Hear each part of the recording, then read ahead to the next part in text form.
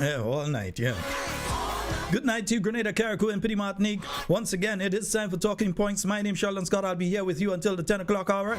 It's now 14 minutes after the hour of 8 o'clock in the studios of Talking Points. You know, sometimes we just have to start it like that, you know.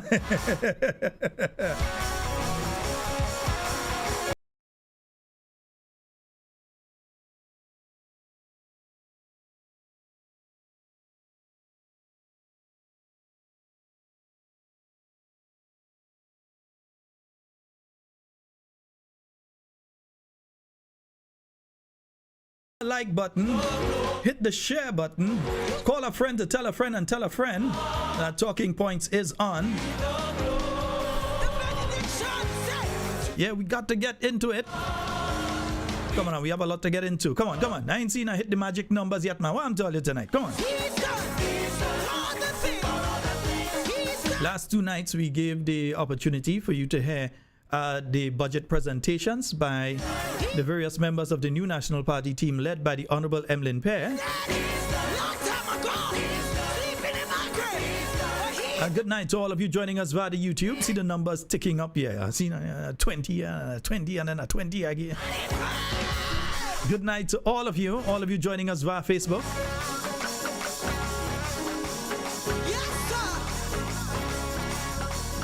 Yeah, we're going to church tonight, yeah? Errol Bonaparte, Jermaine Lewis, Wendy and Maguire, good night. Agatha Debole, Dylan Pierre, Tegwa, Cynthia B, Betty James, Teresa Gill, John Mark, Teresa Collimoy, Elizabeth Douglas, Winnie Simon, Cynthia Collins, Margaret Felix, McLean Mitchell, Sherma, how you doing? Sherms Houston, good night to you. Merrill George, Wallan Aquat. Wallan, what's up, bro? Dylan Pierre, Yvonne Courtney. Good evening to you, Norma Roberts. Kimitai.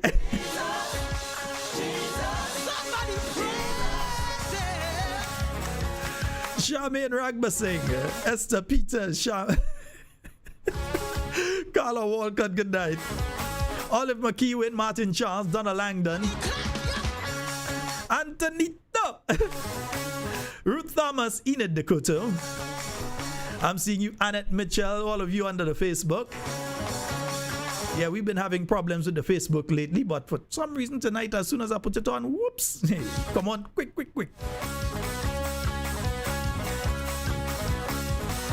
And to my good friends under the YouTube, Vanessa Lalji, Claude Abraham, Ruth Chitterman, Francis George, Kathleen Ledlow, Listra Abraham, Janice Mitchell, Teresa Joseph, Bernadette Joseph, Velma Pascal, Deborah Laborde, Errol Bonaparte, Gavin Thomas, Anne-Marie Grant, Rick English, Chris London.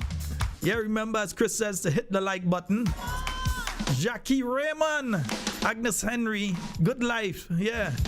Cynthia, I see you in from Carriacou. Cynthia Bartholomew, Anastasia Buckmeyer, Cindy Thomas, Rosalind Jones, Carb Spice Fitness, Miss Adonis, good night to you. Yeah, I realize I missed the call. I shall return. Alban Harris, Dalma Scott, Rodney Barry, Michelle Alexander, John Stafford, Nesta Sinclair, Cicely Celestine, yeah, Sherms Houston, Gillian Noel, Anna Lewis, Joan Henry, Winnie Simon, Denny Sandy, Miriam James, J.C. Sherry, Joyce Lowish, Stellon, GJ, Gatha Williams, Earl Benjamin, Raphael Williams, Patsy Frank, Jerome Lewis, Clive Raymond, Yolan Pariag, Magdalene Henry, Kathleen Knights, Adrian Watts, a special good night to you and your lovely wife, Fitzroy Philip, Redgull Pascal, Alcy Peters, Moko Pen, Moko Joseph, good night to you, Patsy Frank, Ron Julian, I see you on the inside, Tyrone Marcel, Marilyn Panchu, Andrea Bookwatch, everybody, Veronica, good night to you, Sky, good night to you, Public Notice, Damian, Vernell Charles, Fitzroy Philip, yes, are we? Dale Francis, Roland Baptiste, Gemma Warwood, everybody, good night. And all of you joining us via We Noise Radio, we say a special good night to each and every one of you. Hope that you all have been having a fabulous day so far. A fabulous night. Beautiful moon outside. Outside clear, clear, clear, clear. Yes, indeed. And folks, yeah, let me get right into it tonight. We ain't sticking tonight, we ain't sticking. Folks, yeah, remember, 2-year-old Kelvin Warren Thomas needs your help. Yeah, as I say, look into his eyes and tell him that you ain't going to help. Look into your eyes, tell him you're not going to help. Yeah? You need to help. Small as it might be the dollar, might be the $2, might be the $3, whatever it is that you give to put the family over to what they need so that they can handle their business. All right? So, 2-year-old Kelvin Warren Thomas from Moya St. Andrew urgently needs your support for leukemia treatment. Your donation can make a significant difference in his fight for health. Please help the family provide him with the care he needs. Contact his parents via 420-4314 535-2110. You can donate via the drop box at Cashwiz. I'm not too sure where Cashwiz is, but wherever Cashwiz is, they have a drop box there. You could leave a little something there. And also you can donate via the bank or online on gotafet.com. And you could donate via the bank, cooperative bank account 321-005987. Let me give you that number again. 321-005987. It's in the name of Weslin Natoya Warren. So let's help young, let's help young Kelvin. Let's help him. He needs our help. Yeah, talking about the health care and all kind of thing, and child, and even trying to help. Right, yeah. So we have the barbecue fundraiser luncheon coming up by the St. Patrick East. Yes, St. Patrick East branch of the New National Party. That's going to be taking place at the River Sally Hard Court from midday till 10 p.m. on the 29th of March. All right, so yeah, organize your transportation, get your partners, make sure you have a little chingaling in your pocket and thing, and you're heading up there. Right, they have barbecue chicken, barbecue pork, grilled fish. All right, don't bother with the price they have there. You put in an extra 5 and say that is a donation because of talking points. You put in an additional 5 with it. Right, all meals come with selected sides: potatoes, salad, chow mein, or rice and peas. And of course, they have an ice cold bar waiting on you. Yeah, they say when you drink them thing, it edging your teeth fussy cold. Yeah, you freezing your tongue getting like, yeah, you getting like ice. First the bar cold. And you could contact them for more information. Let's pull it up here. 533-8797. That's 533-8797. And 415-8008. Yeah, 8008. So 415-8008 or 533-8779. All right, so that's the St. Patrick East branch of the New National Party. They are having that barbecue fundraiser coming up on the 29th of March. And the New National Party New York Support Group, they've got the brunch. Yeah, they've got the brunch. Come and get your brunch. That's happening on Sunday, April the 27th. And yeah, April the 27th, that day, just remember that date for later in the program tonight. The 27th of April, 2025 in this instance, but we're talking about the 27th, 2021, somewhere around there, right? Yeah. Anyhow, the New National Party branch of the New National Party, New York branch, they have their brunch that's taking place on the 27th of April, 2025 at 302 East 91st Street between Lennox and Clarkson Avenue for a small donation of $30. Music by DJs Jude and Small Clothes. And for tickets, you can call Kathy on 347-262-6818, Wendy on 917-601-476, and Aisha at 917-520-3164. All right, so they got music, dance, and of course, you could mix and mingle, and you could never tell who will be up there as well, too. You understand? Yeah, some people afraid to go up by Trump, other people going up in glee, and you understand? Folks, the phone lines are open. 440-7377, 347-329-3101. It has been an interesting number of days from budget presentation on Friday to the rebuttal that took place, the opposition response on Monday and on Tuesday. And of course, the events toward the ending of yesterday's sitting has been an interesting couple of days. But I want to hear from you all. I kind of want to hear from you all and think what you all have to say in relation to them thing too. Yeah.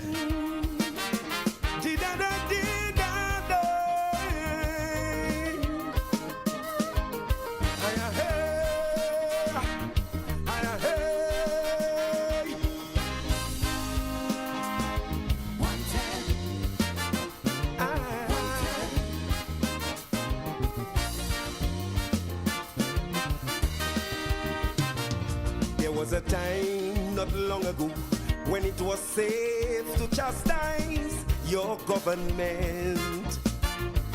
Chastise your government. The opposition leader shared the respect of the Prime Minister and President. We've got a caller on the line. Hello, good night. Greetings, Mr. Scott. Camille Teresa Scott. Mr. Scott. I hear you have cocoa, girl.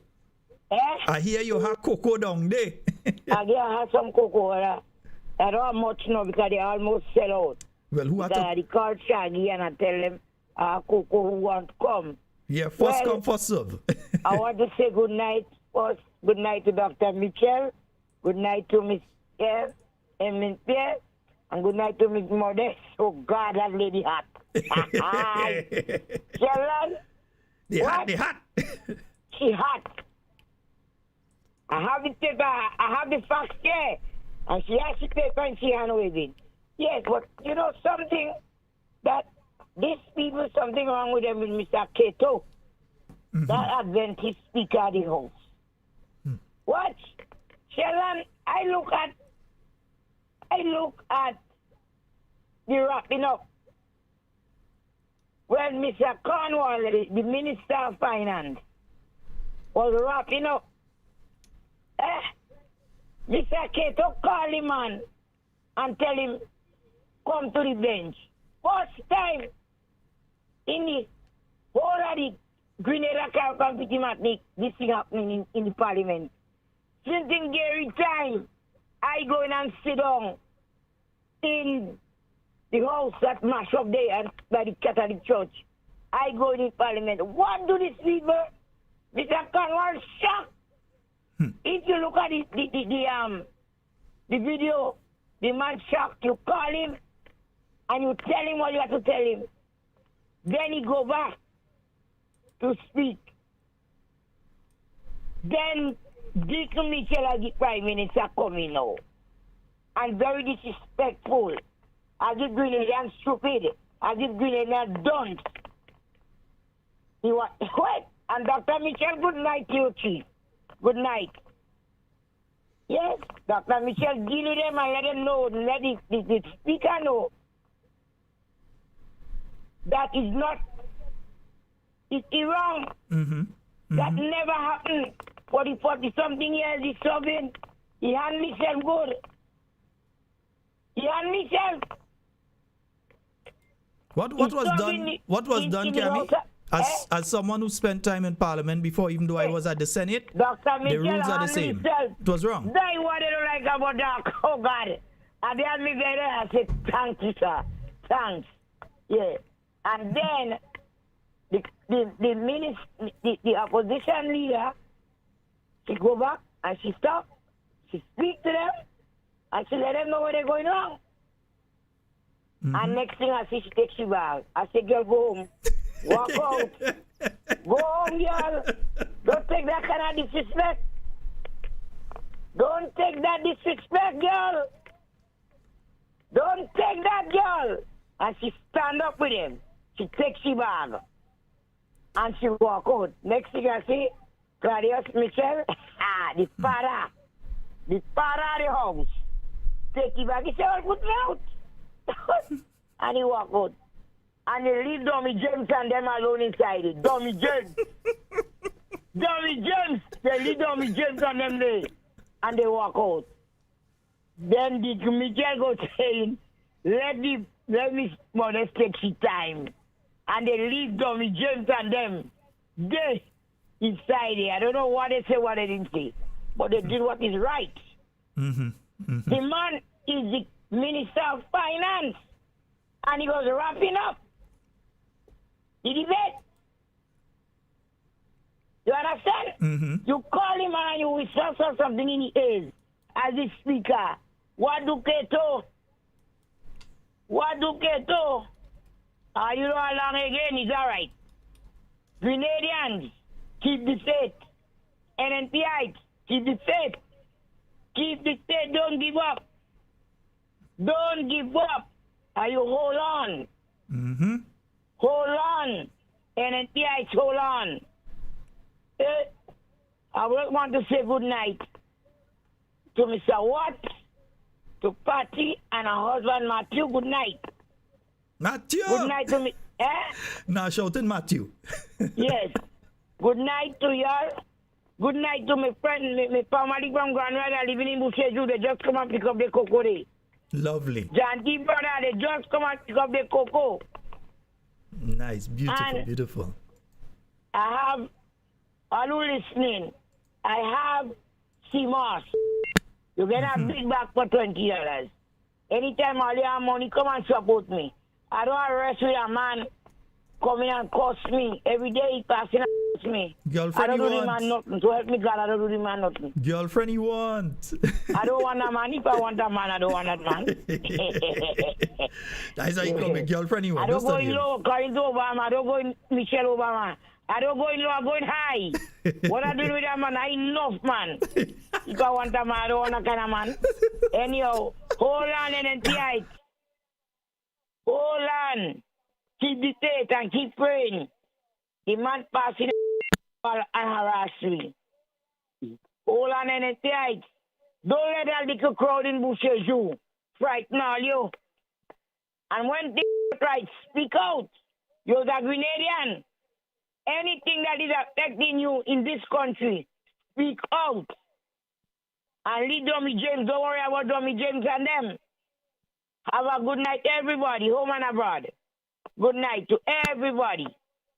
Good night, Sheldon. And I'm glad you Good bring night. it. Yes, indeed. Yes, I did feel happy. All right, Yeah. my dear. You have a good Bye-bye. one. All right. Yeah, you too. Yes, indeed, folks. That's Miss Kiamet. All right, we have another caller on the line. Hello, good night. Hey, good day, Sheldon. How are you, man? Hey, I'm more than good than great. Go right ahead, man. Sheldon, I was on there for the 2 days. We went on yesterday evening. And but Sheldon, the Monday morning, I was on there. There was one chair missing from the government team. And the first absent the Prime Minister.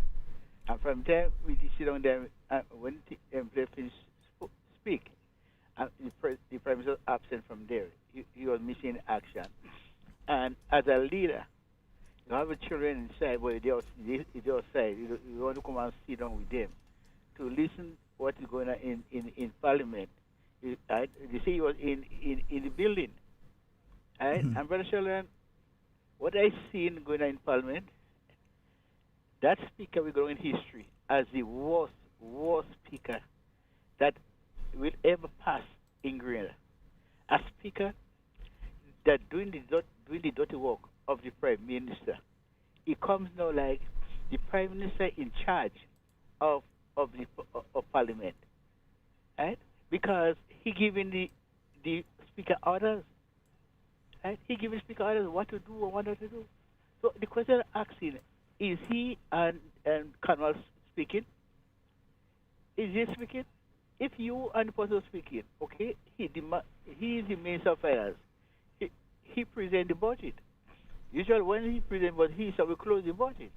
So if you want to close, you can simply say to Mr. Carnival, okay, I will be closing the budget. Mr. Carnival will understand that, right? But when you say that, the speaker know everybody in the budget. All the ministers and the opposition and the government must know who close in, right? And they have the others who speaking and when they speaking, right? But what you find happen, Sheldon, while mother was speaking, I saw Mr. President German start to speak, right? But we outside we saying what's going on. If he is one supposed to close, and he closes and the committee will speak, the Prime Minister will speak again, right? So when we outside, we are saying me had one. Well, when I hear the man, I say me had to go outside. Or say watching on television. I think I say I don't go inside the room there. Watch a man talk. Right? I first hear after I watch a later then I go back outside. And when I hear me approve, I read the prime minister to speak. Right? So you have where the speaker of the house. It shows disrespect to the government opposition leader, opposition teams. Dr. Mitchell, I don't even know what Dr. Mitchell did to he, but whenever Dr. Mitchell comes to speak, you have a problem with Dr. Mitchell. You have a problem with he, right? And Dr. Mitchell tried to correct him and tell him what is his standing order, what is the rule of Parliament. So because you're in charge, you do what you want, but you're not obeying the orders of Parliament. You have to obey the order of Parliament. He don't obey. Dr. Mitchell trying to put him on the right path, but they can try to put him against the right path. But he obeying the orders of Dr. Mitchell, right? And doing what Dr. Mitchell telling him. And Sheldon, I want to say to the Grenadian people, NDC is a party. I would say a party, but they have no plan. Right? They don't know what is going on in Parliament. If they know, they don't willing to. If they want to know, they could know. But when you have a speaker doing just like them, see, come now, Brother Sheldon, like you have 11 MPs in Parliament. The speaker is an MP, right? And he just like an umpire too. You umpire a game of cricket. The captain of the other team telling you what you as the umpire what to do, right? But you are the umpire. You no captain can tell what to do. You have to take. You're in charge of the game, so you have to do what you're supposed to do as the umpire. But what is happening? The prime minister telling the speaker what to do, and Sheldon, we're calling upon the speaker of the house to go. He have to go, and I think we really great people and the opposition members. It's optional. They need to file a motion by dismissal of the Speaker of the House. We call upon him because he don't deserve to be there. He deserves to be. But I shall have a blessing. You have a blessed night. Sorry, it's not you I was laughing at. I was laughing at a message I just got there. So. Okay. All right, nice. Yeah, right. So I just confirmed that. Nice, good. Yes, folks. So let me hold on the calls for a little while, and I'm very sorry. Let me hold on the calls for a little while. I just want to go through one or two things before I start taking calls again, because it may guide some of what you all want to say. And sorry for those who are on the WhatsApp. It's my fault. I realize some of you may have been calling, but I did not yet turn on the WhatsApp. I've since turned it on. But let's take a hold on the calls and let me play some stuff here. Let me go over some stuff first of all. So first of all, let me show you all this. So let's go through this first of all. Right? So we want you all to understand why the New National Party protested in Parliament yesterday. So the New National Party protested against the Speaker's unfairness and brazen disregard for parliamentary procedures and the undemocratic practices. Right? 1. The agreed order of presenters was not followed. The Parliament, government and opposition agreed on an order of presenters. The Speaker of the House followed it up until the incident in question. So there was an order in which people had to speak. And that order, I can tell you, starts with the opposition leader. So the opposition leader was the first person to speak starting on Monday. Then, according to the order that was agreed to between government and the opposition side, you would have 2 people from government side before lunch. Well, let's just say, forget the lunch and the other things. It would be opposition leader, government person, government person, government person, then a member of the opposition. That is how it went. So you had leader of His Majesty's opposition. You had 3 speakers from the government. Then you had Honorable Kate Skeeter Lewis Peters. Yeah, that was on Monday. Then you had two other persons speaking from the government side. Then, on the second day, you had, starting with a government person, two government people, then followed by an opposition member, and the opposition member to speak then was the Honorable Clarice Modest. Then you had government, followed by opposition. In this case, you had Honorable Peter David speaking, and then that was supposed to be followed by government, opposition, and closed off by government. So 15 seats, 15 people speaking, and the last person speaking at number 15 ought to have been either the Minister of Finance or the Prime Minister. Yeah? That is how it was supposed to have gone. At the point in time, so the Speaker followed the standing orders and allowed MP Cornwall to close. Because if you don't have the other people there, what normal speakers do is that they would then, and let me just split screen this here. What normal people do in a case like that, if you are looking and you know you have two people to speak, you're the Speaker of the House or the President of the Senate, because the same rules apply over there. If you are the Speaker of the House and you look out and you realize there are two people to speak but they are not there, what any speaker throughout the Westminster system of governance does is that they call a recess. They say we're going to take a recess for 10 minutes, 5 minutes, whatever it is. They go and then they try to reach those two persons to find out, are you on the compound? Because the rule states whoever first catches the speaker's eye. So when you stand or you put on your light and the speaker sees you, somebody might even stand up before you, but the speaker sees you first. So the speaker acknowledges who first catches their eye, and then you can speak. If you're not in the chamber, there's the option of A, the Minister of Finance, as what he did, could stand up and start wrapping up the debate. Yeah? So he can wrap up the debate. Not start, he can wrap up the debate. It has happened before. I've seen it happen in Parliament before. Somebody's missing, and the Minister of Finance or whoever moved the bill gets up and they wrap up the debate. In this instance, what took place there was wrong.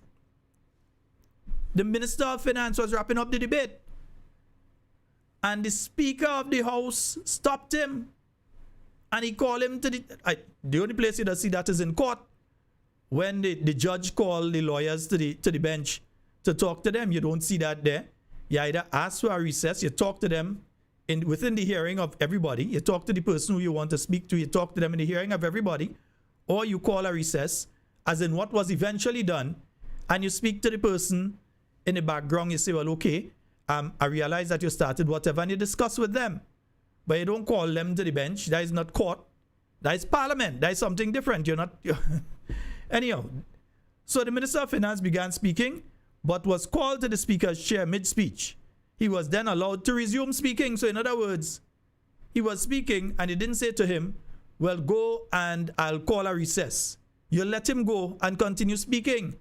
Then something interrupted the chair's flow of thoughts. Either he get a text message or an email or whatever he get, but he got something that said to him, hey, call a recess. That was influenced from outside of the chamber. Because you could see how somebody mentioned it a while ago, and I said, hold on the calls. You can see how the Minister of Finance was kind of taken aback in the fact that he was stopped and told that we're going to take a recess to sort out this matter. What matter? There's no matter to sort out. The Minister of Finance was on his feet closing the debate. That's the end of the story, you know. Who ain't there, ain't there. Right? So the Speaker called for an unexplained recess. He says, sorting out the matter. Nobody stood on a point of order or point of clarity to raise a matter that he had to call a recess for. He just said he called in a recess to clear up the matter. What matter? But anyway, the Speaker suddenly announced a 3-minute recess. During this break, the Speaker met with the opposition team and assured them that the Finance Minister would be allowed to continue speaking. So that was the agreement before they returned to the chamber, with the Speaker and the government side that the Minister of Finance would be allowed to continue wrapping up the debate. That was supposed to be the last person speaking, the end of it. The Prime Minister, for whatever reason, was not in the chamber. Dr. Mitchell, the Member of Parliament for St. George Northwest, was not in the chamber. And therefore, once the Minister of Finance stands on his feet and starts the process of wrapping up, you can't stop him. There's nothing within the rules that say that you could stop him and let somebody else come in and just decide they go in and talk. So Dr. Mitchell, who had not yet spoken, and he was in the meeting, agreed to step aside and allow the finance minister to conclude, since he had already started. So this narrative that people are trying to push, that Dr. Mitchell was demanding to talk. No, Dr. Mitchell's thing was, hey, I was not inside there. The Minister of Finance is wrapping up the debate. So I've lost my opportunity to speak. He didn't say that he wanted to go and talk. No. If you were listening to what Dr. Mitchell said, when the Speaker of the House started to go over Standing Order number 40 and speak about the prerogative of the Prime Minister to appoint somebody to close up the debate, that had absolutely nothing to do with the point that Dr. Mitchell was making. Let me repeat. The standing order that the Speaker of the House was reading had absolutely nothing to do with the point that Dr. Mitchell was making. The point he was making is that the closure had started and you can't stop the closing. So he was admitting that not even he could not go and speak because, hey, the man has already started to close. So the Prime Minister loses opportunity and I lose my opportunity. That is what he was saying. See some people beating around, oh, Dr. Mitchell was fighting because he wanted to talk. No, it was a situation that there was an agreement with the Speaker that the Minister of Finance would conclude.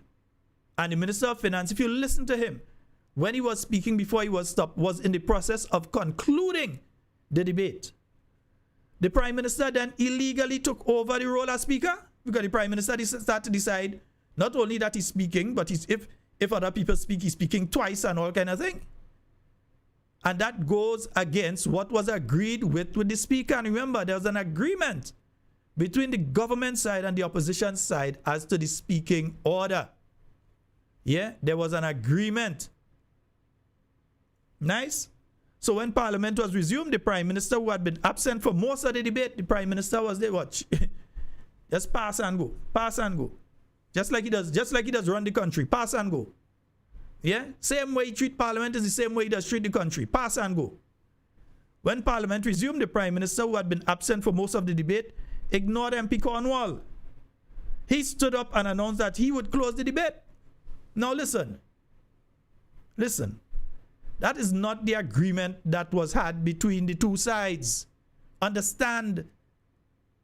The members on the opposition side were standing on a principle. They were also standing on what was right according to the rules that govern the House.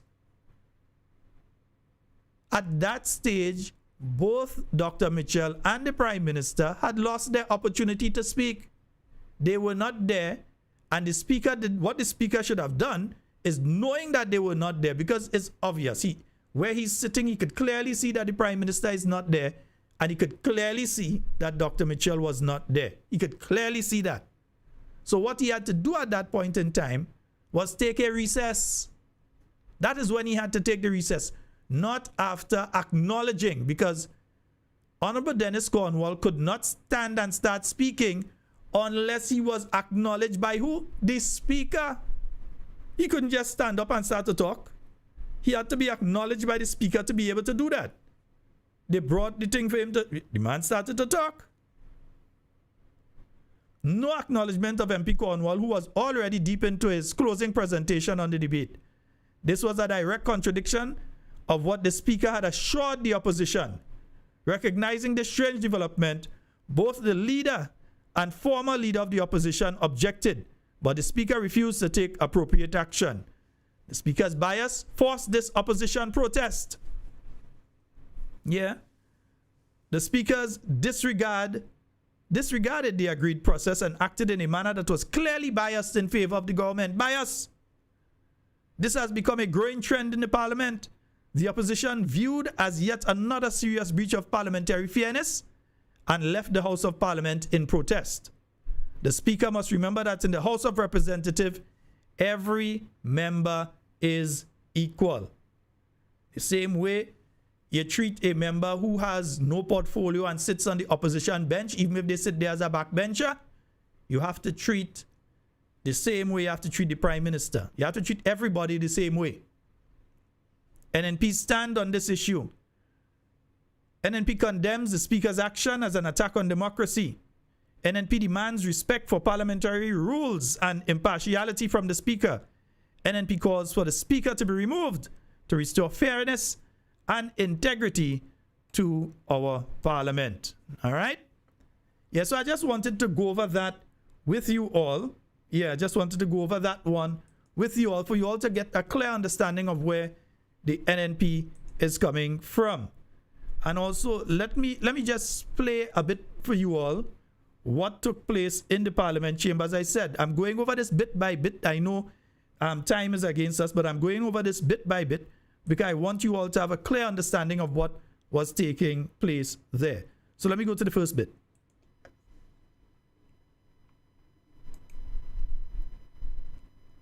Prime Minister may wish to go to the debate. The move of the motion as the first decide he has to give the Prime Minister, whoever it is, the responsibility to close. So if the move of the motion agreeing and deciding that he will not be able to speak going forward, although because, Mr. Speaker, the Minister of Finance got up and started to move the motion to close the debate. And that is his fundamental right as the Minister of Finance. We are all equals here in this house, you know. Different, whether Dr. Mitchell. Minister Dr. Prime. Mitchell. Yes, Mr. Speaker. This is a serious statement, Mr. Speaker. Let me let you all know that the first error there.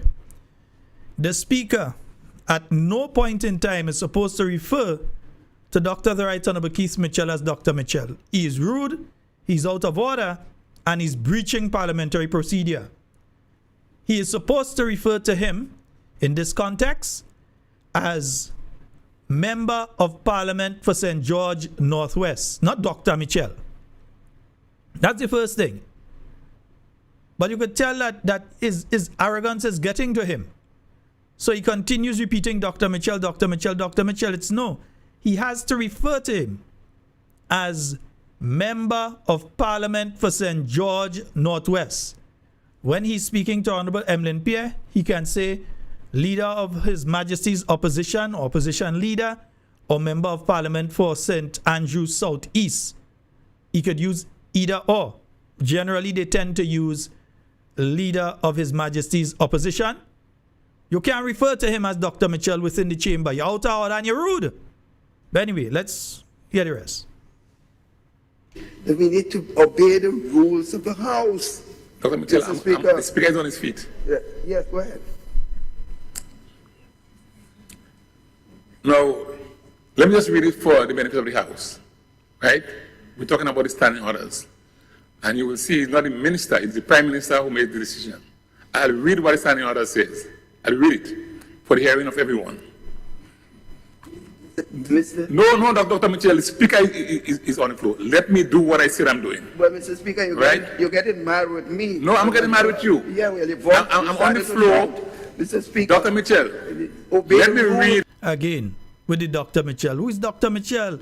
In the House of Representatives, he is the Member of Parliament for St. George Northwest. And he's trying to stop you because what you're about to read have nothing to do with the point that he's making. Nothing to do with it. Rules, Mr. I'm reading the rules. Mr. Speaker, you're an umpire. Dr. Mitchell, I'm reading the rules. Allow me to. An umpire. You are not a member of the Dr. government. Mitchell. So the Speaker stoops there too, eh? Yeah, he stoops in, yeah, you understand? Yeah. That's parliamentary behavior. I wonder if the one from Canada that was here, the Speaker of the House from Canada, I wonder if he was there. Now, he was here last week, I don't know if he's still here anyhow. Speaker, No, I'm reading the I am rules. arguing with the Speaker, Mr. Speaker. Could you please turn off your mic, Dr. Mitchell? And allow me. I am. I'm not. Right. So let me read the Obey rules. the rules. The rule says, Standing Orders 40, subsection 5, I want everybody to listen. The minister finally concluding the debate whether the Prime Minister, the Minister of Finance, or any other minister designated by the Prime Minister, may speak for 1.5 hours in addition to his earlier speech on the budget if he had already so spoken. Designated by who? The Prime Minister. So it's not the minister's decision, it's the Prime Minister's decision. Mr. Speaker, let me just make this point. The Minister of Finance got up. Already, what you're talking about there has gone, we've gone past that. The Minister of Finance got up to close the debate. That is what he did. If this was decided before, then the Prime Minister would get up at the appropriate time and whoever the minister designate. He has to designate, and okay, who it is. He is the mover of the motion, Mr. Speaker. Right. And therefore, what you're talking about, a decision of the Prime Minister make. Grant says no boss in this House. He's just a member of the House. Dr. Mitchell? Mr. Speaker, he is a member of Honorable the House. please resume your seat. Say he wants to give. Please resume your seat. I heard the Prime Minister say he wants Please to resume your seat, Dr. Mitchell. Yeah, always say me give me a seat. Resume your seat, I'm your please. little boy. Because Give me a seat. I'm standing and you standing. Yes. Because you are not obeying the rules of the House, Mr. I just read Speaker. it. You are not. The Minister of Finance, I won't be talking to the little boy. Honorable The Minister of MP, Finance, please resume your seat. the Minister of Finance, listen, Mr. Speaker, let me tell you something. There's 40 years I spent in this House, and you cannot break the rules of the House with impunity. You cannot do that. Allow the Speaker to speak, please. Well, I've done so, and I'm making a point. But you're on the floor as if you are the Speaker. The Minister of Finance got up and started moving a motion to close the debate. And therefore, he has that right. I have never stood up for the Minister of Finance, but in this case, I have no choice because this is the fundamental rule. And anything else that happens here, Mr. Speaker, I will not be part of this. Because and notice, at no point in time did Dr. Mitchell say, well, I want to talk and I want to talk last, so I want to talk. No point. Because I see some of them idiots and them out there. Some of those sycophants of the National Democratic Congress and some others who have absolutely no knowledge of how parliamentary procedure goes forward are the ones trying to pontificate on an issue like this. At no point did Dr. Mitchell say, well, I want to talk and I have to talk too. He said the Minister of Finance is closing, so nobody else can just get up and just ignore the Minister of Finance and start to talk. That's the point he was making. So the rule that was read by the Speaker has no relevance in this situation. that I stood when the fundamental rules of the House are being broken, and I participated in this. I would have not be part of my legacy in the twilight of my representation and service in this parliament of this country, Mr. Speaker. And I really wasn't looking for this. But it appears that I have no choice. As one who has spent his life in this parliament 40 years, going to 41, and to see the rules being broken with impunity, I have a difficulty, Mr. Speaker. And I mean, you can throw me out, you know. That is a simple matter. You can't throw me out. Dr. Mitchell? Honorable MP for St. George Northwest, can you please turn off your mic? Oh, he just remembers the Honorable MP for St. George Northwest. Yeah, he just remember.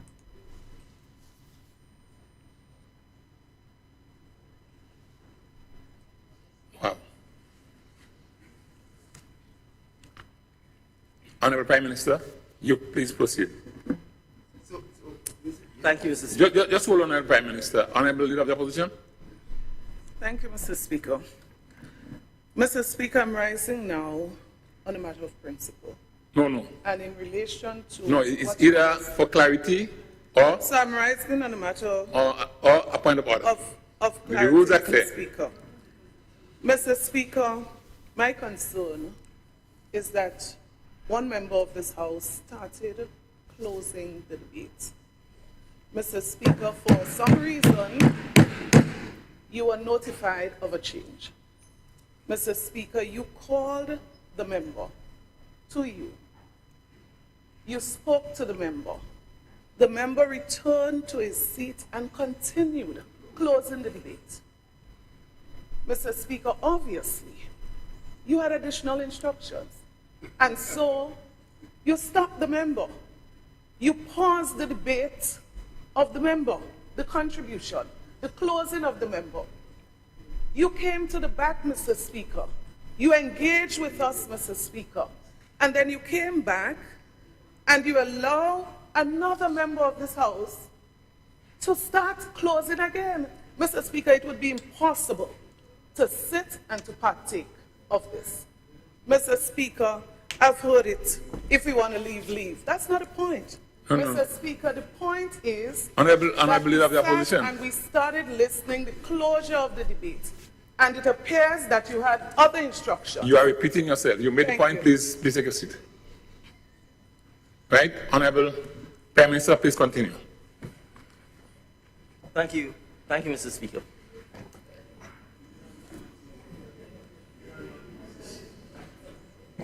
Mr. Speaker, And again, I want them to pay attention to who is leaving first, because again, you have those people in the NDC who seem to, they can't face reality or facts. They're very, very upset when they are faced with facts. Because you can clearly see that the opposition leader is the one leading the walkout, not Dr. Mitchell. He is the one leading she is the one leading the walkout. But anyway. makes the debate.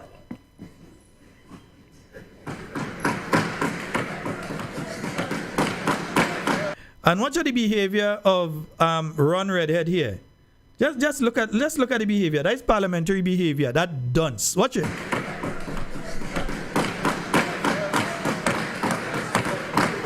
You see the behavior of the MP for St. George Northeast. That's why you go in parliament to do. But enjoy your one term. Enjoy your one term. I guarantee you is one term. You have no pension to get. One term. Yeah? Enjoy it. Yeah.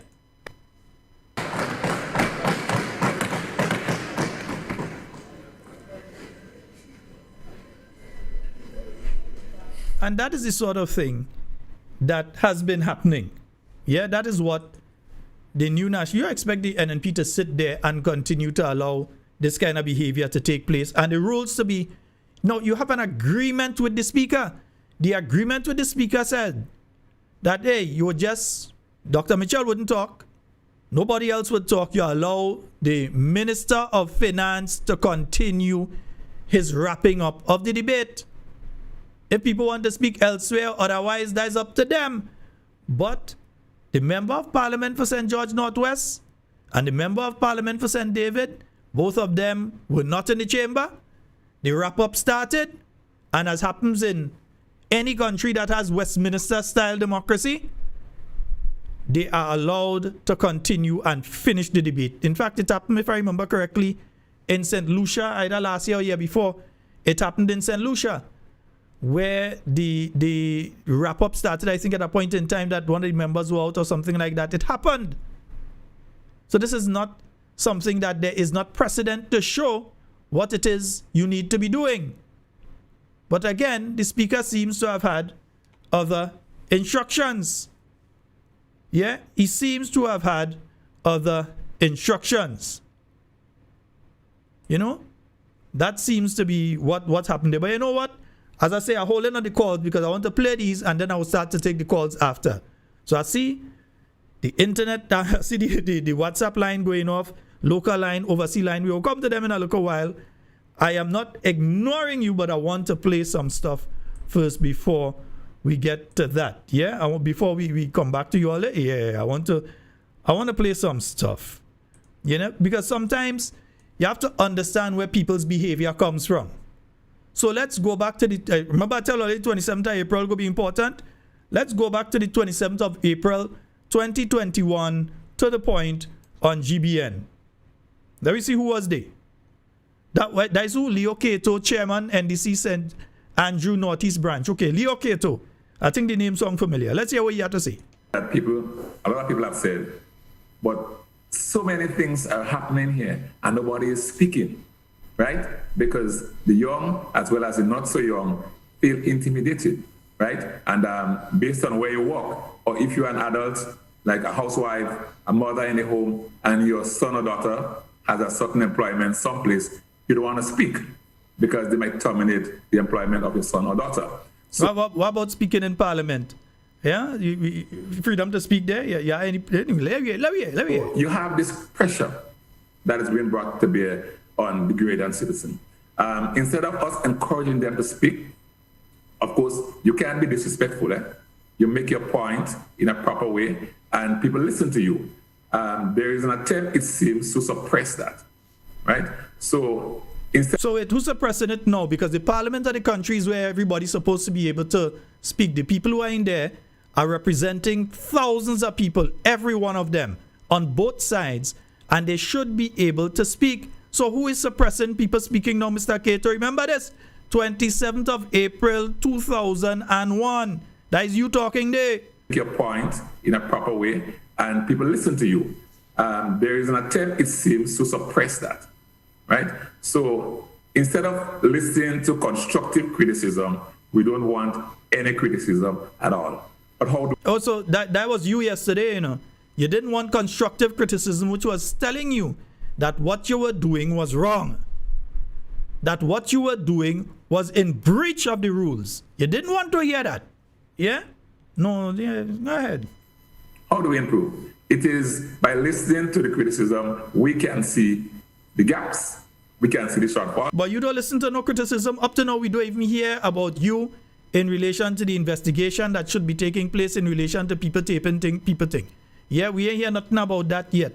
So you talking about listening to people's views and taking criticism? You who was in Parliament chupsing at Dr. Mitchell as the Speaker of the House, you who was in Parliament? I don't want any criticism at all. But how do we improve? How do we improve? It is by listening to the criticism, we can see the gaps. We can see the shortfall and attempt to fix them. So it is very encouraging when young people especially speak up. Maybe our young people have now come to the point where they realize the future is theirs.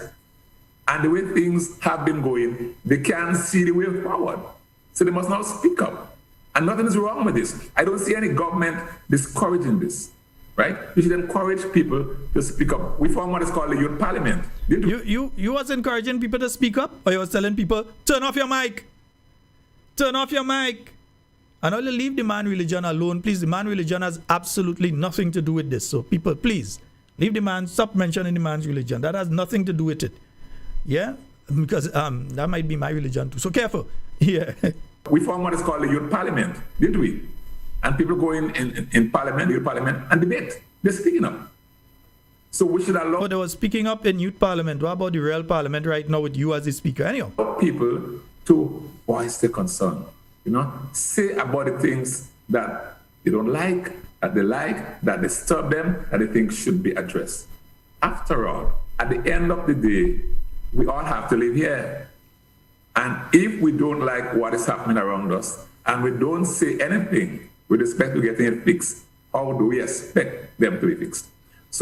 Okay, so yeah, all you understand. So when Dr. Mitchell was saying what you were doing was wrong and against the parliamentary rules and procedure, when Dr. Mitchell was telling you that, he was doing something that you said people should be doing. Again, this is you on Tuesday, the 27th of April, 2021 on GBN Radio and TV. The host there was Miss Blossom Alexis.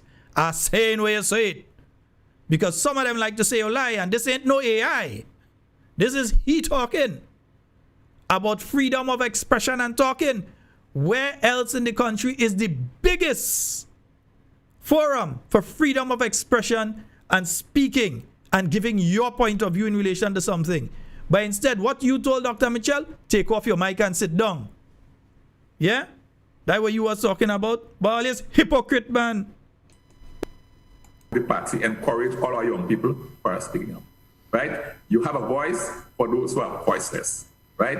And people might have problem with you based on their political stance. Like how you have a problem with Dr. Mitchell based on political stance. All right, okay, yeah, go ahead. You will be an unsung hero, right? Because you are speaking at a time when a lot of people are afraid to open their mouth, right? So kudos, especially to our youth who are standing and championing the way forward against, suppression of the press and media and free speech. We have a right to speak, right? We just don't have to use obscenity and things that would just cause us to be in conflict with the law, but we have a right to speak.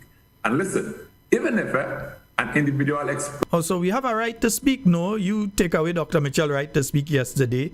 You do all kind of stupidness yesterday. Who have a right to speak? We have a right to speak. We meaning all in the NDC, not everybody in the country. Right? We just don't have to use obscenity and things that would just cause us to be in conflict with the law, but we have a right to speak. And listen, even if an individual expressed a point of view that I disagree with, I cannot deny his right to express it. Wait. Oh, let me hear that part again. All your Larry, that Bible go born in some all that. Let me hear that part again. If somebody he wouldn't deny the okay, no. All you are playing it. I want the nation to know who it is do what happened in Parliament there yesterday. I'm playing it. In conflict with the law, but we have a right to speak. And listen, even if an individual expressed a point of view that I disagree with, I cannot deny his right to express it. So where do you stand? So where do you yesterday? Dr. Mitchell was telling you what you're doing is wrong. He was telling you what you're doing, but you're hypocrite bad enough. I cannot deny his right to express it. We have a right to speak. And listen, even if an individual expressed a point of view that I disagree with, I cannot deny his right to express it. We can't, right? And so we have to learn to listen and respect each other and to see what people are saying, to find the good in what they're saying. And not because when certain persons open their mouth, we find everything that they say is bad. Oh, so like, wow, you always on Dr. Mitchell when he talking. No, we want to make sure, brother. I want to make sure we hear in your proper, yeah? I know, all again for the party face and thing. No, we have to hear. People must hear these people. Because when them sycophants and them intellectual retards go out there and trying to sell the story that what this individual did in Parliament was correct yesterday, we taking his own words and beat him like a bongo drum. This is him again, the 27th of April, 2021. It would just cause us to be in conflict with the law, but we have a right to speak. And listen, even if an individual expressed a point of view that I disagree with, I cannot deny his right to express it. We can't, right? And so we have to learn to listen and respect each other and to see what people are saying, to find the good in what they're saying. And not because when certain persons open their mouth, we find everything that they say is bad. Yeah. We hear you. We hear you, partner. We hear you. Yeah. We hear you. We know you have a problem, you know. We know you have a problem. We trying to figure out exactly what the problem is. But we know it's a problem you have. Yeah? It's a problem you have. We ain't too sure what the problem is, but you have a problem, brother. Because here it is, you're saying one thing, but you're doing something totally different to what you're saying, or no? You're doing something totally different to what you're saying right now. What a difference 4 years makes. Simply want to say to the Grenadian people to stand up against tyranny, stand up against oppression, stand up against any system that is unfair and unjust. The fight may be long and strong, but your reward is going to come at some point. Now we're standing up and we're walking out, especially when the tyranny the tyranny comes from somebody like you. We're standing up and we're walking out. We're making sure that people understand who it is that we're dealing with. Yeah, so let me hear you again. I simply want to say to the Grenadian people to stand up against tyranny, stand up against oppression, stand up against any system that is unfair and unjust. The fight may be long and strong, but your reward is going to come at some point. Yeah, I mean, yeah, so we understand it. Only understanding a bit where this thing come from yesterday, that type of behavior, and only understanding a bit where the thing come from, eh? Yeah, only have to understand where the thing come from. Let me see if I have something else here. Let me see what else I could play there. Yeah, let me see. I ain't feel I will play that whole thing, you know, but let me see how I could play piece of thing here. It's not a very nice story, but I have to tell it. When the NDC government was in office, 2008, 2013, the NDC government, with the help of the government of India, opened what was called an ICT Center of Excellence and Innovation. I was placed down there as the managing director. And the center was supposed to make Grenada the showpiece of the Caribbean. We did start. We trained 1,000 persons in 1 year. And very critical, we started a program called Embedded System Programming. I want you to follow me. Embedded System Programming. What is embedded system programming? It is really the science of fixing, repairing, and maintaining embedded systems. So, where are embedded systems? Embedded systems are in MRI machines, X-rays, elevators, traffic lights, you name them. If you follow Grenada, you will notice when these devices break down, we have to call in technicians from Miami. Now this one long, so let me skip a little further down. Yeah, this one long. Again, taking out a whole 5 minutes of a program with you again, man. No, come. It's on record. It can't be disputed. We were on the right path. We had trained 1,000 persons. We had young students, pharmacy students, come from GBSS, PBC convent, and these schools. And we taught them how to do computer animation. We were preparing our young people for the new age. So the bottom line is NNP came in, you lose your work and you're upset. So that's why you hate Dr. Mitchell. That's why you hate NNP like that, right? That's the bottom line. Okay, right. We get it now. We understanding you. We understanding you now. We starting to, we investigating and inquiring. We inquiring as to why it is you're behaving there, because he was the one that was in charge of the Center for Excellence that was not doing what it was supposed to be doing.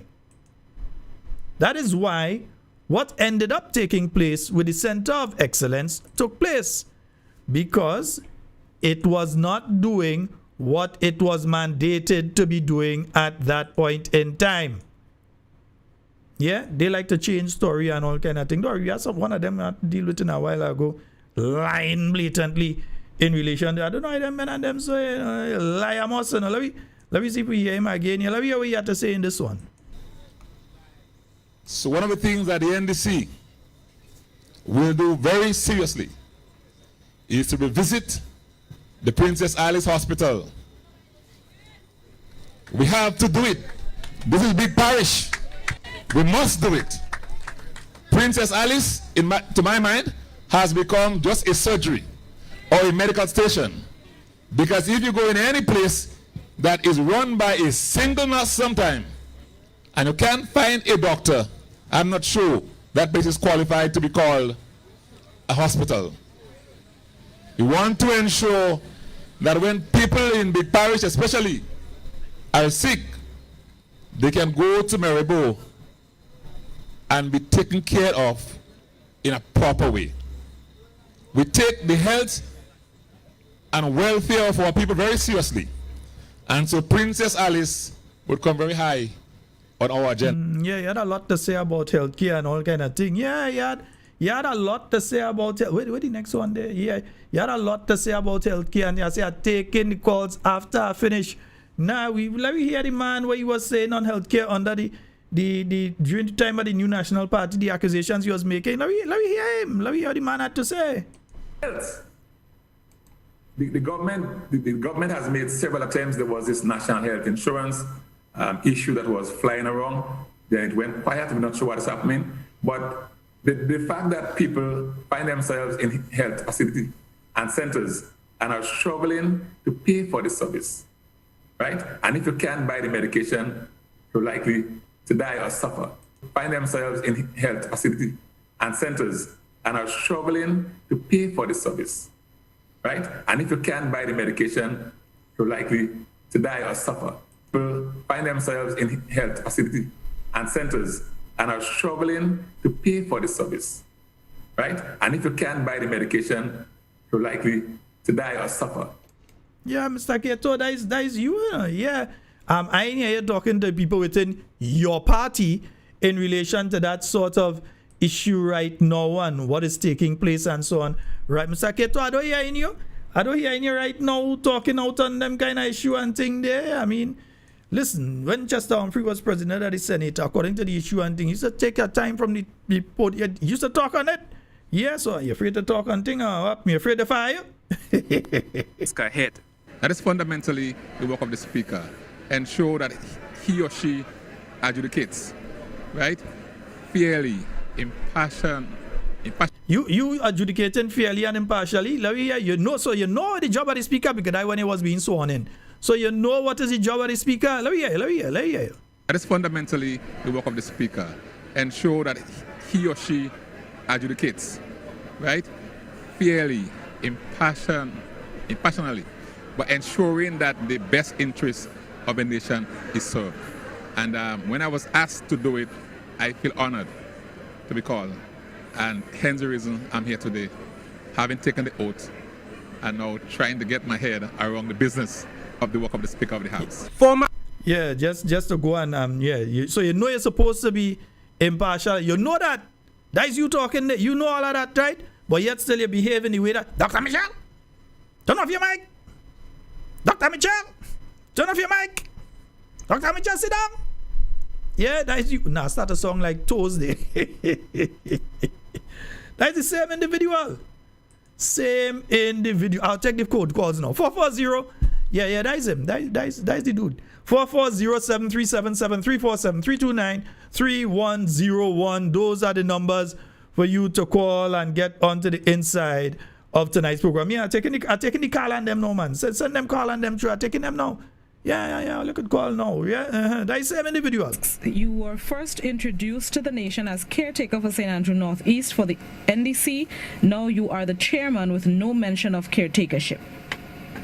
Well, I don't know who mentioned me as caretaker.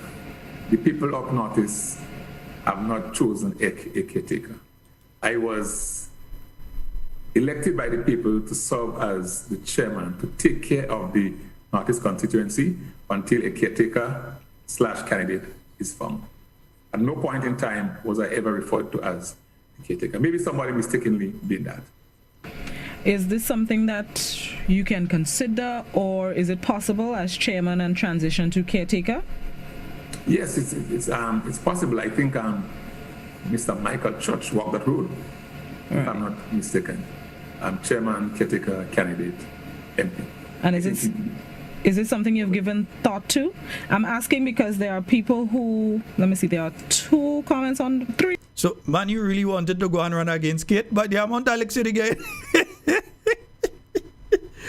You did get more licks than a truant back in the 1970s in some school. You did get more licks than a runaway child back in the 1970s. Where you should have gone and run against Kate, you'd have found out. On Facebook showing their support to you and your responses to questions. So it just might be that you might find favor in the constituency. So is this something you've given thought to? Yes, I have given a lot of thought to it, and I'm open to it. My life has been one of service to people, And Oh, so you was open to it. You wanted to go and run against it. You should have go. You should have go, Papa. You let us come and bowl you out. You should have run. You should have run. if I am asked by the people to do it, I will stand and do it.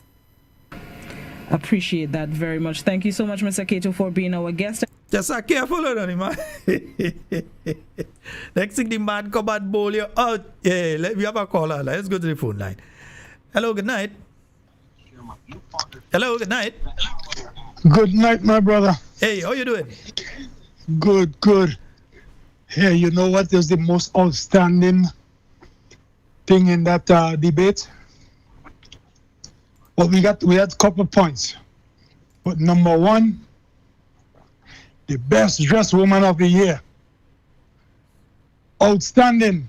The Gigi can't put your foot in her shoe at all. She goes all the way up there with Queen Elizabeth. All the way to the top. And I like how Dr. Mitchell put his foot down to don't let them get away with the nonsense. And I'm wondering, who can they report that to have that problem solved? Well, the thing is, they can move a motion of no confidence in the speaker, but they don't have the numbers to have him removed. But you'll have the opportunity to speak on all that he's been doing. And the Governor General can't do nothing about that neither. The Governor General, I would reserve comment. I cannot say if the Governor General can step in at this point. Probably she can. Probably she can. But I am not absolutely sure, and I don't want to say yes and it is no. I'm not absolutely sure on that. Okay, okay, Jack. You know the next part of the thing I enjoy and I laugh plenty?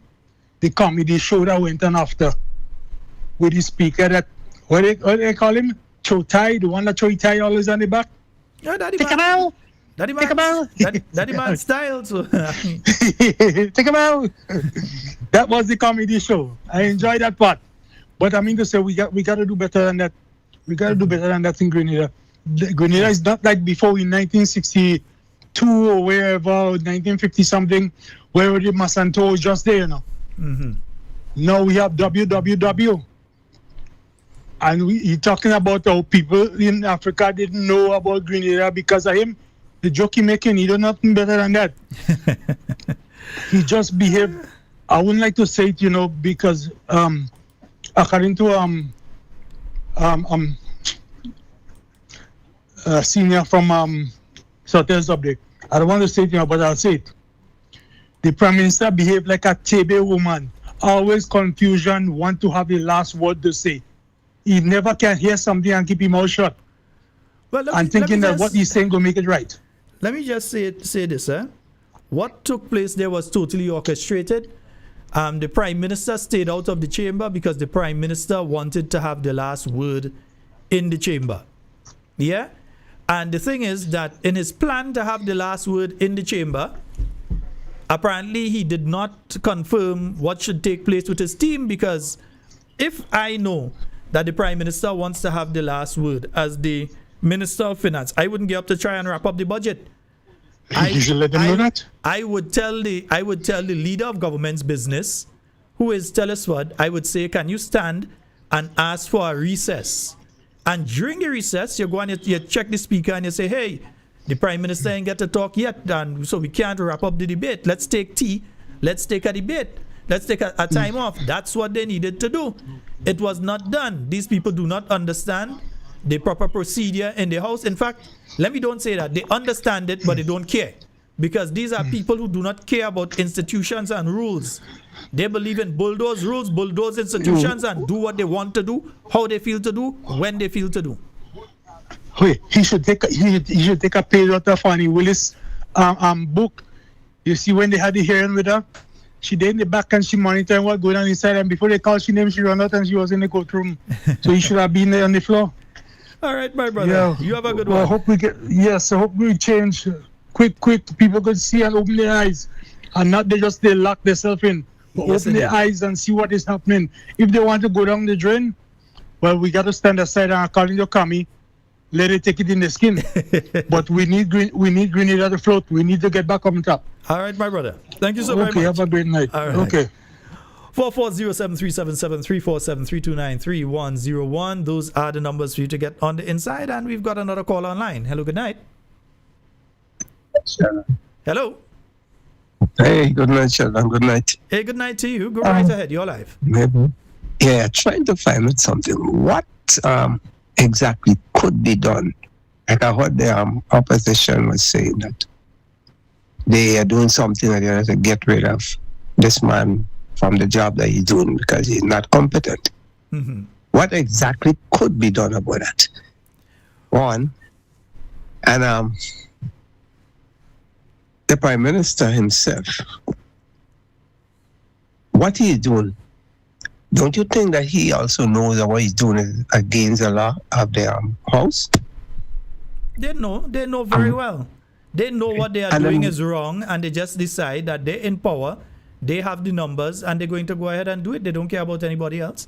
They're just doing it, but they must understand that there are rules, and if you break the rules, there are consequences to breaking the rules.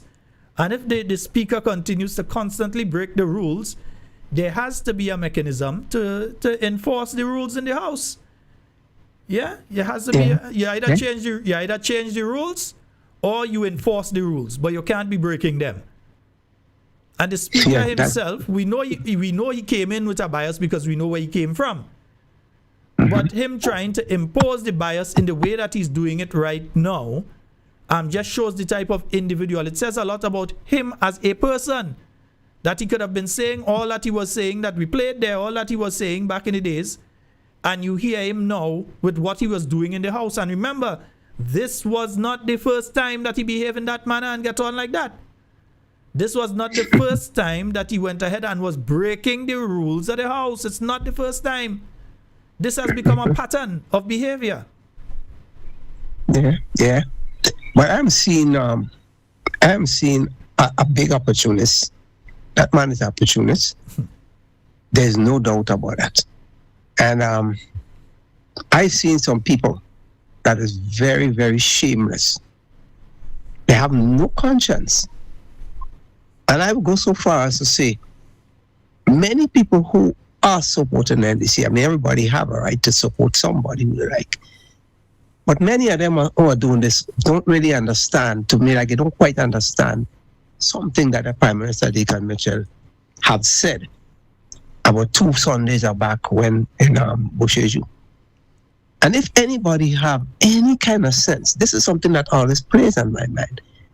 If you have any sort of sense, and you hear a Prime Minister say a thing like that, no matter how much I would have liked your organization, I would question myself.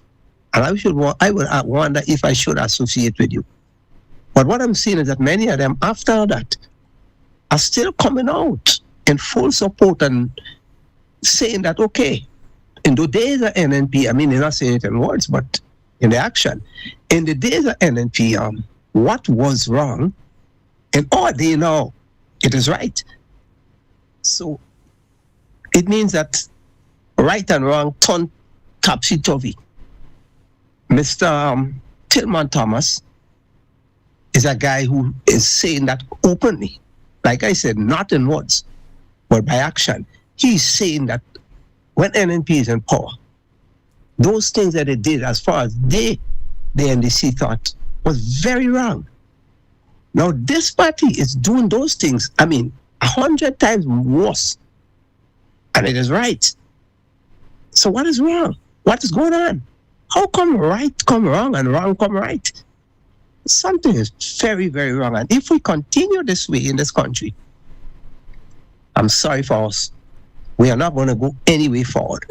We are going to be going down a slippery slope in a very fast time. And Grenada is going to be the laughing stock of the world. I could tell you this. Thank you. All right, my brother.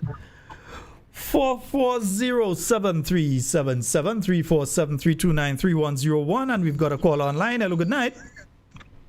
Brother. Fadu, what go?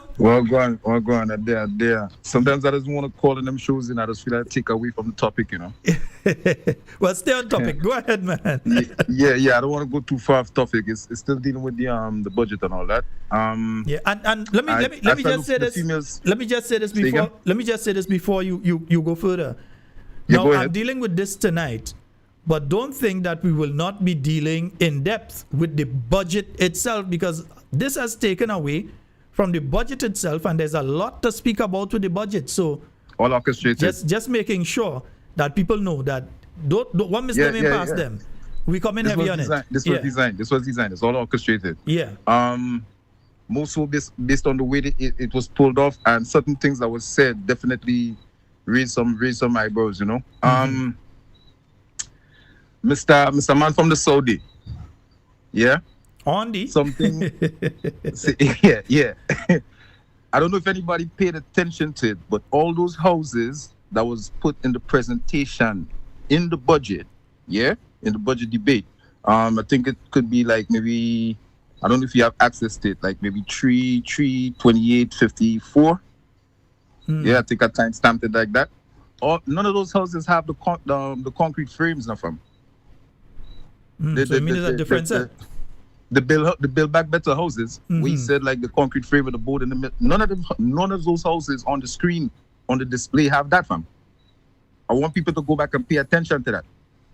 As I said, it's about 32854. That's around the timestamp. Just look at it on screen if you have access to it. None of those houses. That dude from the Northeast, I'm very skeptical he represented the Northeast, because the way he talking to elders, he would have get backhand, backslap on me granny or something. You get me? I find it very disrespectful the way like they pushing the narrative like they the new and in charge and the old and outdated kind of sitting when them had to go to school to learn from. It's elders that teach them, you get me? Tell this man they to hold his tongue, because we have grannies and thing out here, bro. Don't. Anyways, I don't want to get flustered on that. Yeah, so much things I want to talk about this budget, bro, but I know I ain't have much time. I want to take up too much of your time, but anytime you raise a topic, I'm gonna jump in. Understand that this stuff is just ludicrous. Understand it's not my time, it's your time. Say less. One thing I want to jump on before I head off. The whole gimmicks about the electric cars and the solar system and all that. One, electric cars, to get cobalt and lithium and all that, it takes a lot of resources just to dig, just to make the batteries. In fact, just as we talk about blood diamond, is actually blood minerals, because there are gangs that's actually killing people in the Congo and all of that for. So it's in best interest for the people that sell those cars to get a lucrative market in Grenada. Hence, my man from the Northeast talk about the call with Elon Musk in Beryl, which means it would suggest to me that they had prior conversations with Trump team, because look at who Elon Musk is in comparison to Trump right now. It would suggest to me that they had prior conversations about certain things, especially when the thing come up about deportees and all that. Hence, we will say that could be a possible reason why they held back the budget. All this is premeditated, brother. And I'm telling them, it's one thing for people to think you're making mistakes, but when they could understand that you actually take advantage of them, because all this is misdirection. The heat go be different. I see a lot of people skinning teeth and yak and all that. But I hope they keep the same energy when people start to get hurt. I put it out there for everybody to hear. You get me? Trust and believe, or they're playing with people's life. Like, for instance, you have individuals that are losing life insurance, 300 and something thousand, because they can't make payment, and you telling them about saving $2,400 in 10 years, 10, 15 years. They're mad. Fado, as I said, I don't want to take out much of your time. But I want people to pay attention to what's going on, because as I say, it could be jump and jump now, you know. But when people start to get hurt, I hope all keep the same energy. Yes, indeed. All right, my brother. 440. In fact, on that boy, let me play something. Let me play something. Well, no, somebody call in. Let me get the person on the phone line the priority. We've got a call online. Hello, good night. Good night, Mr. Sheldon. The Honorable Dr. Modest. Like the previous caller, I don't want to take too much of time, but I just, as I say, it's all your time. Go right ahead. Just want to make a couple comments. I remember one time as Deputy Speaker in the chair, which I really get the opportunity to, but that's all right. Dr. Mitchell was then the political leader. And I felt that my having had my eyes on the clock, he was speaking, and I felt that he had used up his time. And so I indicated that to him and gave him a couple of minutes to wrap up, which is the usual norm. And he thought my counting was wrong, but he yielded to the chair, right? And I believe that I was right. And so even though I am an NNP and he's an NNP, I felt that the right thing to do was to tell him that his time was up and I would give him a couple of minutes to wrap up, which is what is done with everybody. I just want to bring that in terms of fairness and doing the right thing, and how NNP has always respected the law or the standing orders. It's maybe not legal, but the standing orders for the House, how we have done that. Just wanted to make a couple comments quickly. One is that Build Back Better is not their terminology. People who know will know that after Hurricanes Ivan and Emily, we started the Build Back Better, and we were supposed to have hurricane traps on houses and other things like that. And we came up with some standards. Now, whether people adhere to it or not, to this day, I don't know. I can't say. However, we started the Build Back Better project.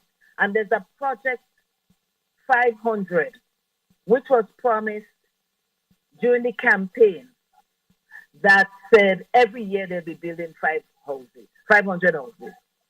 I looked in budget 20, the budget reading for 23. That was in end of 22 December for 2023. And $500,000 was allocated. A similar amount was allocated or more in 2024. And they still have the nerve to bring it back. And they could not show one house that was built under that project 500.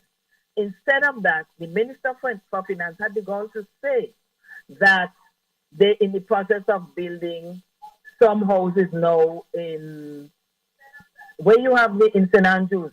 Dunfermline housing. Yeah, the show houses. I saw some videos, and Sister Kate in her presentation said she has the videos. A few houses for 3 years, you're allocating money. And I looked up and down in the budget document. You can't see how much money is spent there. So now they start the project and money is supposed to be spent, even if it's $1,000. They put zero spent there over 3 years. Zero has been spent. Yes, you allocate more. You claim that you have a few being built at this time and no money. That is what we have to ask ourselves, why the budget has gone 3 months into the next year. And you know why they brought it? They had to bring it in March? Because legally, if the administration in office does not bring in a budget 3 months after it is due, then that government will have to fold over and some kind of interim government. Because obviously, if you cannot bring in a budget, you cannot account to people, and you cannot show people how they're going to live for the next few months, for the next 12 months or whatever, then you cannot lead. So that is why they hasten to do it in March. Otherwise, they probably would have come in on next year and give a budget. So we have to, you remember that the Minister for Finance said that they're borrowing $800 million. Grenadians must realize, we must all realize that whatever debt is incurred from that, we have to pay. So they come up with all fancy kind of things to say that they could maintain the loan. So then why didn't the minister say that?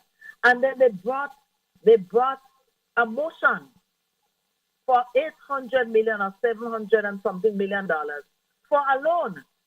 And half of that is for the new hospital. So let's make no mistake about it. Let's make no mistake about it. Just 2 more quick points. One, the National Health Insurance, all the Minister for Finance said, we will do it. They got rid of the body, the board that was working with them on it. That is their right. That is their prerogative. I'm not even going to look in that. Maybe they have a good reason, maybe they don't. But if you have gotten rid of something, you have to tell the people what you are putting in place, not just come and tell big people, we're going to do something, we're going to fix it. That is what you come in and talk about in a budget. And a few days ago, I went to the general hospital with somebody who wasn't well. They had to pay $40 for an x-ray. That is not exorbitant. Health is expensive. But we in office that's why we were seeking to find a way to help people to put something aside with an institution so that, like an insurance, so that when you need it, it is there, because the sign that was up said, payment must be made before any services can be had. There was no sign that said, if you cannot pay, then check desk 1 or desk 2 or desk 3. All it says is that. But we had a system with the social workers at the hospital so that when you could not pay, you could go and bring your facts, bring your evidence and show what, and you could get relief. I don't think that is working, because the last few people who came to me for assistance, they said nobody told them about that and they do not know. So it means then that our people are doomed to suffer. Now, a beautiful hospital will be an asset to any country. But if you do not have the staff to manage it and the medication, so I told the minister yesterday what is the organization that serves the region, Eastern Caribbean, where he might be able to get some supplies, because they do credit the Eastern Caribbean countries once you're making your payment. That is one. And they have to make a concerted effort for staffing. Now, if you expect to take on staff for 2025, which we are already into 2025, and you should be telling us now where the allocation is for the additional staff and who you're seeking additional staff from. So there's absolutely nothing that says that, just that you intend to take staff. But one thing that jumped out at me when I looked at the staffing overall is less, and the spending overall is less for health than what they had for last year. So how are you taking on more staff with less budgetary allocation? I don't know. And specifically what jumped out at me, they had been working with one anesthetist for most of 2024. And so a lot of the, what they call elective surgeries that are not emergencies, had to be left behind. So you have a long list of people waiting for surgery. Mm-hmm. That may not be so urgent, but that needs to be done. And so one anesthetist cannot do it. Take care of routine and take care of emergencies. And then for 2025, there's only one anesthetist. So it's the hypocrisy of these people. And just to put figures and to give us lies, to try to fool people, the same amount of staff or less for 2025, but we're putting up a nice AI thing that we're going to have hospitals. The building is useful, it is important, I wouldn't knock it, but you have to show how you're going to take care of persons who cannot afford, and even for people who can afford, that you make sure you have the staff and the supplies in place to take care of them. Mm-hmm. Indeed, Doc, and I want to extend the invitation to you for one of the days next week so that we can go over fully, because we want to congratulate you, for one, on the excellent presentation that you made on the budget. And we want to give you an opportunity, if you would like to do so, to expand on that during one of our programs next week. You will select the day that is best suited to you. Well, we'll work with that of the program. Yes, ma'am. And, if there are burning questions that persons raise, because there was a question on what can we do to deal with this situation. Honestly, I didn't really, I know the speaker, in order to be selected by him to be speaker, cannot not be affiliated with anything. Yeah, you understand that. Yeah. I got that. You understand that, and parties do that. It's nothing strange. Nothing new. But the speaker has to have a conscience and has to have a certain amount of pride in terms of how he deals with certain things. And I didn't realize he was so high up in the hierarchy until how he behaved now, videos start coming out. Yeah, he was dead. The man was in the belly of the well. Yeah, man. You want to go against Sister Kate? He wants resign and try. The man was in the belly of the well. So, people don't take it lightly. Do not take healthcare lightly. Do not wait until it happens to you or your family. Because what we had was not perfect, but it was better. And I brought an evidence to show that we were paying, there was a receipt for 3.2 million. Or was it 2.3? Something with a 3 and a 2 million that we paid. And when I was in office as minister. So my dear friend tried to throw out 2 small stones about me and health. Whether I got tired or not is a different story. But when there were issues, when we didn't, I used to call the suppliers, OECS, CPS, and ask them what is happening. I used to call the Ministry of Finance and say, why don't we pay up? I used to speak to the then Minister for Finance, Honorable Dr. Keith Claudius Mitchell, and say, Doc, we owe money, and they're not going to give us supplies if we don't. And we as a cabinet would take a decision. So everybody pulling back themselves. And, the member for St. Andrews, which one again now? Which one? I don't want to say the wrong St. Andrews, The member who is now minister, who was co-chairing Minister for Health. Oh, you're talking about Toes? And who is part Minister for Health now. What is she saying? Oh, that minister. What is she saying? What does her conscience tell her about what is going on? Doc, that's the mistake. You're making an assumption that the individual has a conscience. Well, I don't know. I don't want to go too far. I try not to deal with personalities. But she was there. She was there. So how are you talking about you all, that all you delivering? Delivering with what? When almost every line that you promise a certain money, you spend way less. In health, people are crying out for assistance to travel abroad and whatever else.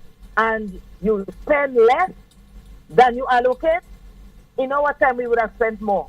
Ask for more money so that we could take care. So, Brother Sheldon, I'm mindful that you have asked me to come next week. Yes, ma'am. And I want to leave the next few minutes or seconds to whoever may come. Yes, have a good night and thank you for the opportunity. You have a good one, Good night to Grenadians all over the world. And all of us love you. Thank you. All right. Yes, indeed, folks. And some breaking news there. The PWU election has been won by Miss Daisy Hazard with 593 votes, while the competitor that went up against that all them NDC people was walking into all them place and thing with and campaigning with and they sponsor posts on internet, all kind of thing.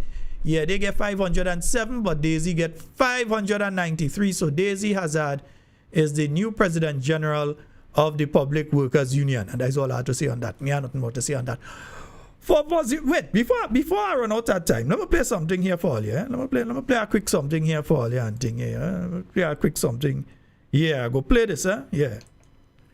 While we were up there in Carriacou, when we went to establish, I'm going to end on the Carriacou note because I see my time is winding down. When we went to establish the distribution centers throughout Carriacou and Petit-Martinique,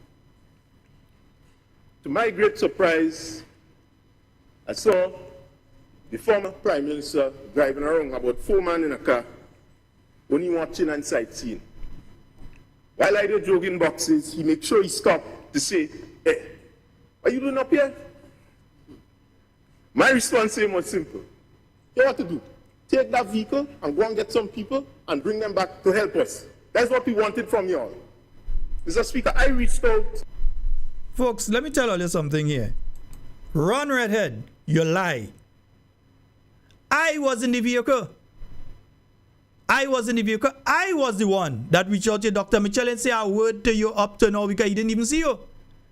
It's me who see you in front of the monument there to H.A. Blaze by a truck. Taking off some water from the truck. Yes, you were offloading stuff from the truck. I was the one who called you out. In the vehicle with us was the Honorable Peter David, the Honorable Dr. Clarice Modest, Yeah, the vehicle was driven by Senator the Honorable Norland Cox, right?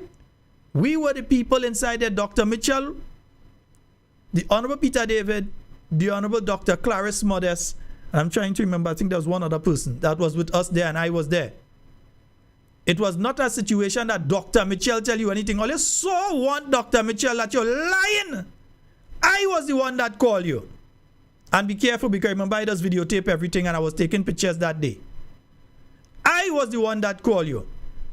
And while the vehicle was in motion, we didn't even stop because we were in traffic. And we were not gallivanting, sightseeing in Carriacou. We were doing an assessment of what was taking place in Carriacou. And at that point in time, Dr. Mitchell didn't come up in Carriacou. The new National Party team didn't come up in Carriacou with we hand swinging. We came up in Carriacou with foodstuff and other items. Dr. Modest, who just called, we went to the health center, which was operating as the main medical facility at that point in time.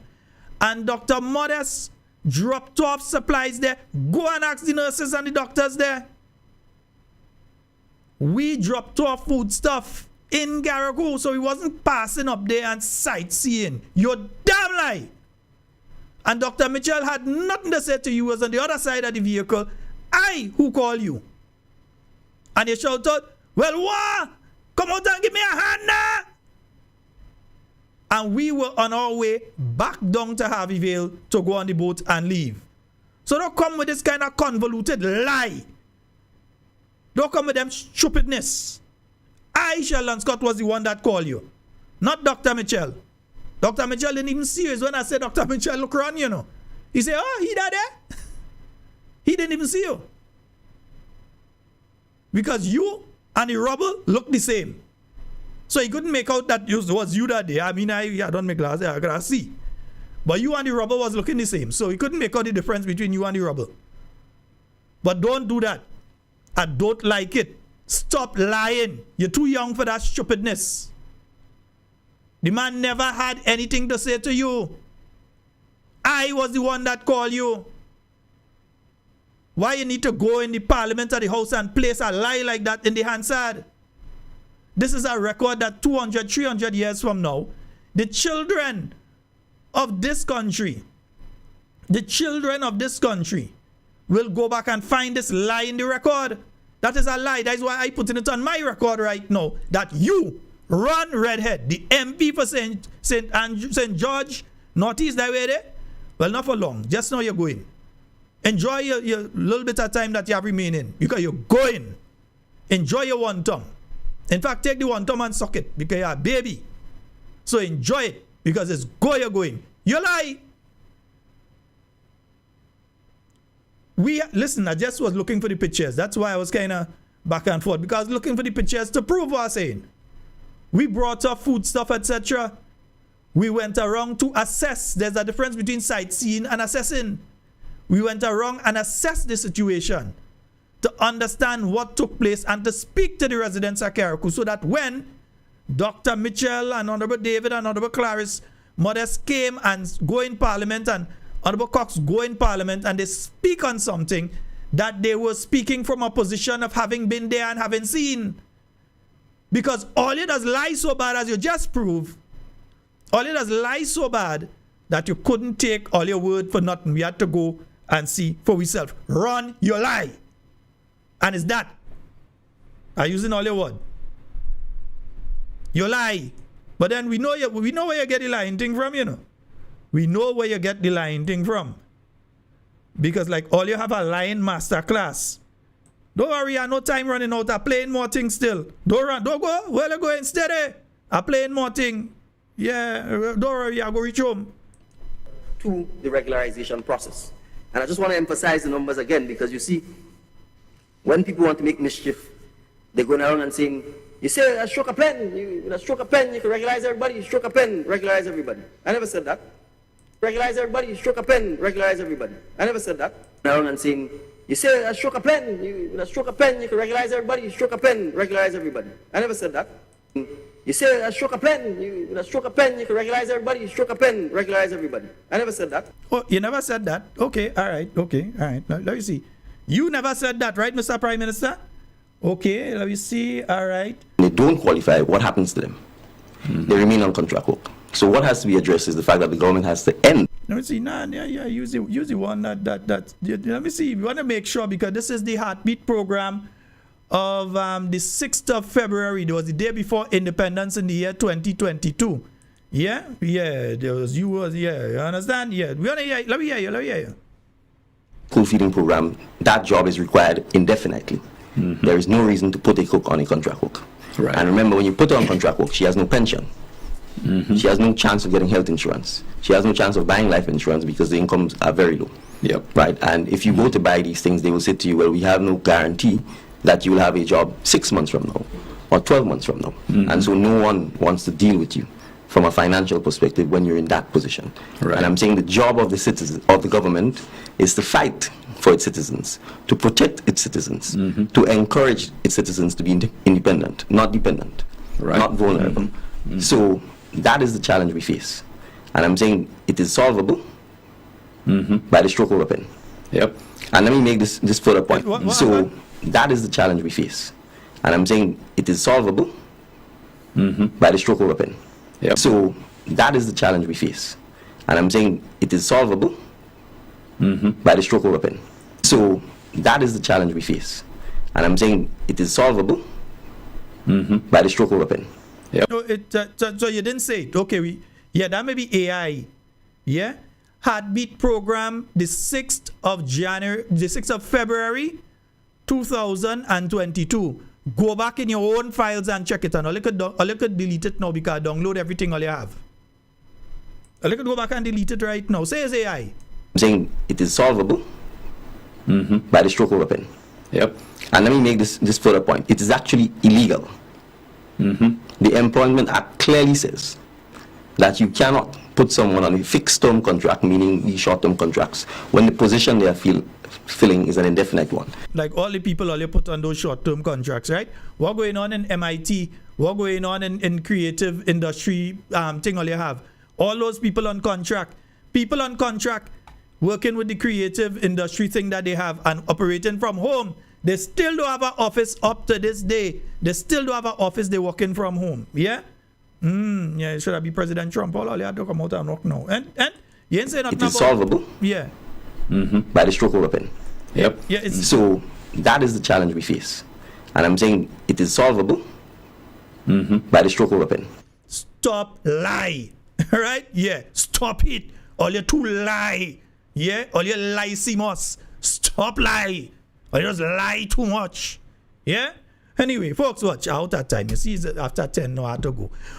That's all the time we have for talking points tonight. We're going back tomorrow night for them again. Yeah. Well, you could call me name. Well, you could say all you want me. I care about all you. Afraid them. Yeah. Folks, that's all the time we have for talking points tonight. I'm sorry for all of you who were trying to call and they couldn't get you. But we had to play these things because we had to let people know the kind of people that we're dealing with. Yeah? Right. That's all the time we have for talking points tonight. And I am out. Enjoy the rest of the night. And let me play a song for the speaker. Yeah, we had to play a song for the speaker. The speaker have to get tuned tonight because that is definitely the worst speaker.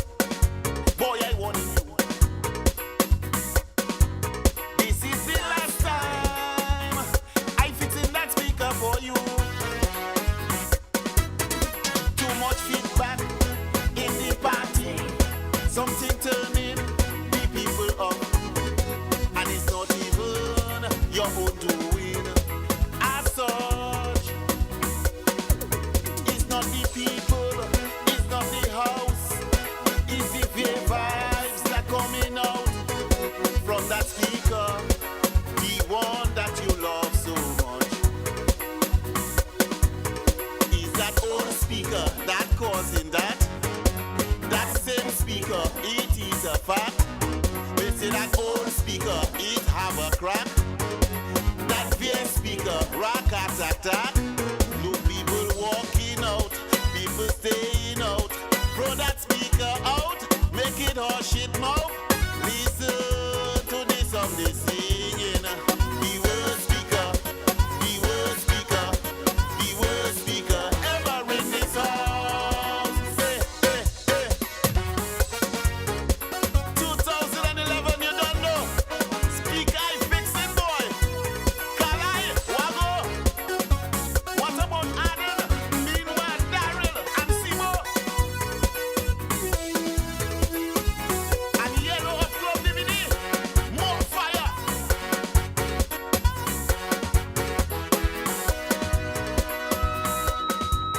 When a speaker